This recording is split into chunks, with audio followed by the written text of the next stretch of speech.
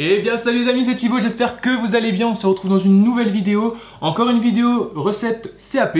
Vous avez été très nombreux à me le demander, j'ai réalisé ce samedi une recette de flan pâtissier type CAP.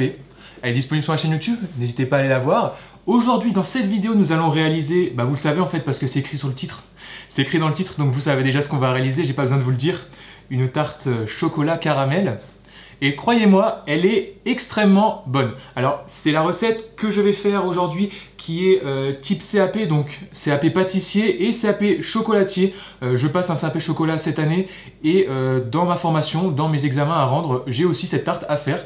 Et donc, si vous passez un CAP pâtissier, ça marchera aussi. Si vous passez un CAP chocolatier, ça marchera aussi. Donc, c'est pour 2 CAP. Voilà, vous avez une recette pour 2 CAP. C'est génial, c'est top. Avant que la vidéo commence, n'hésite pas à t'abonner en cliquant juste en dessous sur le petit bouton rouge et à activer la petite cloche de notification pour être notifié à chaque fois que je sors une vidéo. D'ailleurs, il y a un gros projet qui va arriver, je vous en dis pas plus. Rejoignez-moi sur Instagram et sur Facebook, vous serez informés très prochainement de ce projet. Sur ce, c'est parti avec les ingrédients. Nous allons d'abord réaliser notre pâte sucrée. Pour ce faire, il vous faudra du sucre glace, du beurre, de la poudre d'amande, de la farine et un œuf. La première étape est de mettre dans la cuve de notre robot le beurre. Alors le beurre ici n'est pas mou, il est à température ambiante depuis environ 1 heure. Je l'ai coupé en petits morceaux pour que ce soit plus facile à travailler. Et ensuite, nous allons y ajouter la farine et on va sabler la préparation. On va mélanger en vitesse lente pour obtenir une préparation homogène. Une fois que le beurre est bien mélangé, nous y ajoutons les dernières matières sèches, donc le sucre glace, ainsi que notre poudre d'amande.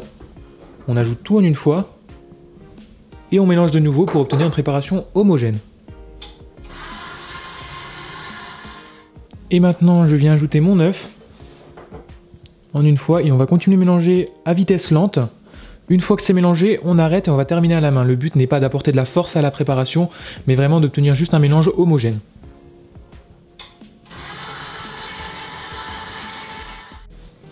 Une fois que votre préparation a formé ici un seul morceau, on va venir la déposer sur notre plan de travail, ici qui est propre, et on va venir la phraser avec la paume de la main pour incorporer et bien mélanger les derniers morceaux qui ne seraient pas mélangés.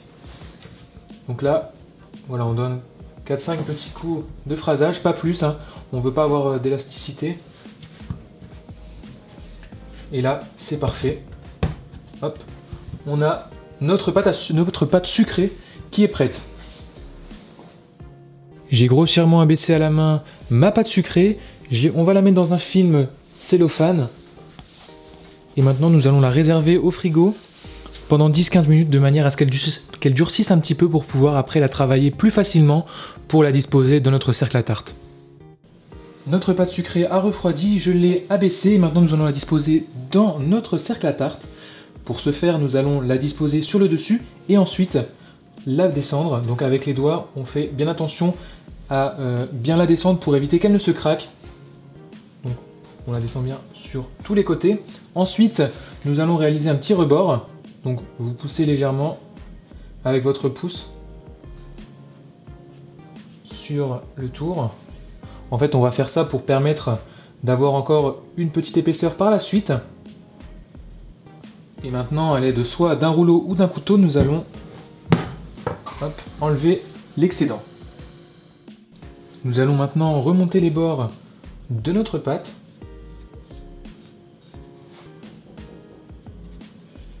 Voilà, et à l'aide d'une fourchette, nous allons faire des petits trous pour éviter qu'elle ne gonfle pendant la cuisson.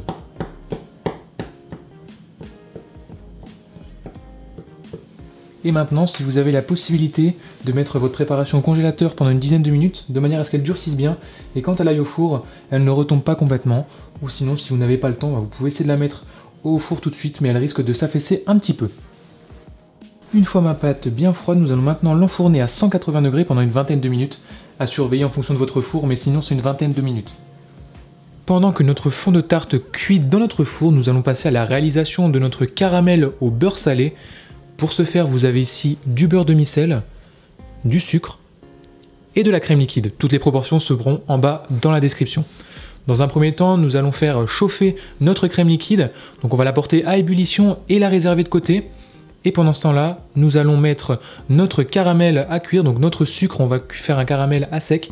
Donc notre sucre sur le feu, tranquillement pour éviter que ça ne crame, et on le laisse monter jusqu'à 180 degrés.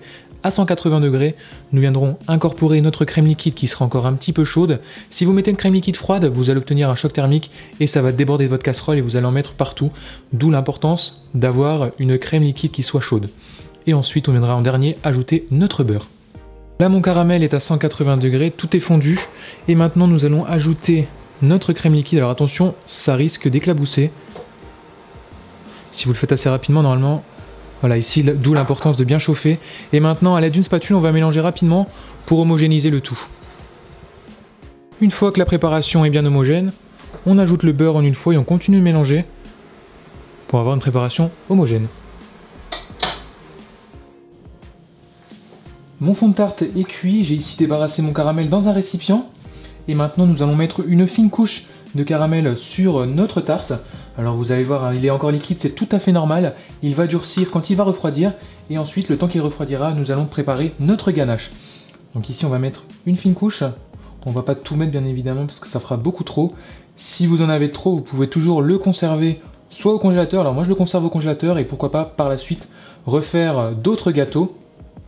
Mais si vous faites une plus petite quantité, vous allez vraiment avoir du mal avec la cuisson du sucre qui risque de cramer tout simplement si des petites quantités. Donc là voilà, je répartis grossièrement mon caramel dans ma tarte. Et ensuite nous allons passer à la réalisation de notre ganache au chocolat. Nous allons maintenant passer à la dernière étape, la réalisation de notre ganache au chocolat. Pour ce faire, nous avons ici de la crème liquide à 30% de matière grasse, du miel, du chocolat au lait. Alors après, vous pouvez remplacer le chocolat par du chocolat noir ou bien un autre chocolat. Pour ma part, c'est ici du chocolat lacté caramel. Et ici, on a un petit peu de beurre. On va tout d'abord commencer par mettre dans notre casserole ici notre crème liquide ainsi que notre miel. Nous allons donc porter à ébullition notre crème ainsi que notre miel.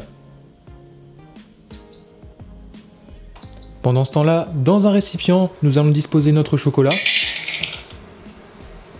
Une fois notre crème portée à ébullition, nous allons la verser dans notre chocolat et mélanger délicatement à la maryse ou à la spatule, mais pas au fouet. C'est très important de ne pas mélanger au fouet car le but n'est pas d'incorporer de l'air, bien au contraire, on ne veut pas incorporer d'air, on veut juste obtenir une préparation homogène.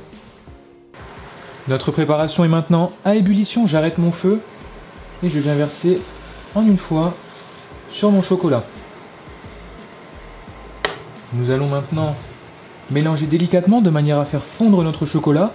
Si vous voyez qu'il reste encore quelques petits morceaux, vous pouvez vous aider d'un mixeur plongeant, mais en faisant attention à bien garder la tête de votre mixeur plongeant dans le fond de votre récipient, toujours pour la même raison, pour ne pas incorporer de bulles d'air. Une fois la préparation bien homogène, on y ajoute le beurre. Et pareil, on peut repasser un petit coup de mixeur plongeant pour mélanger la préparation. Mon chocolat est dans un récipient, mon caramel est bien dur, donc maintenant nous allons monter notre gâteau. Alors si vous avez aussi ce genre d'ustensile un petit peu foireux comme moi, ne l'utilisez pas tout simplement. Voilà, bon, pour ma part j'ai voulu essayer, mais visiblement c'est pas la meilleure idée qui m'est venue de la journée. Donc on va tout simplement essayer quand même. En fait c'est pratique pour disposer uniformément, mais quand il est en attente, c'est vrai que ça coule pas mal. Et maintenant, donc, nous garnissons notre tarte jusqu'à ras-bord de notre ganache, qui est encore chaude, c'est important. Quand elle va refroidir, elle va durcir, et après vous allez obtenir une tarte chocolat caramel qui sera bien dure. Alors je vais remettre ça là-dedans, pour éviter que ça ne coule. Et donc là maintenant, vous laissez votre tarte soit à température ambiante, soit au frigo, vous la laissez durcir, de manière à ce que votre ganache prenne bien avant de passer à la décoration. Une fois que votre tarte a bien refroidi, on peut voir ici que la crème a bien prise. Vous pouvez maintenant soit le décorer comme vous souhaitez, soit pourquoi pas couper des parts et ajouter par au-dessus un trait de caramel. Après, c'est vraiment à vous de faire ce que vous voulez, ce que vous avez dans vos placards pour la décoration. Et bien voilà les amis, la recette est terminée, j'espère qu'elle vous a plu. Je vais vous montrer le résultat final Je l'ai ici décoré donc avec ce que j'avais ici. J'ai remis du caramel, il me reste un petit peu de caramel, donc j'ai fait des traits de caramel. J'ai mis un petit peu de chocolat blanc et des amandes caramélisées. C'est juste top, ça va être délicieux. Je vous tiendrai bien évidemment informé sur mes réseaux sociaux quand je l'aurai goûté, mais je vous promets que ça va être une tuerie. J'espère que la vidéo vous a plu. En tout cas, si elle vous a plu, n'oubliez pas le petit abonnement sur le bouton rouge juste en bas, à partager la vidéo. Et moi, je vous souhaite une excellente journée. Je vous dis à bientôt pour une prochaine vidéo. C'était Thibaut, salut.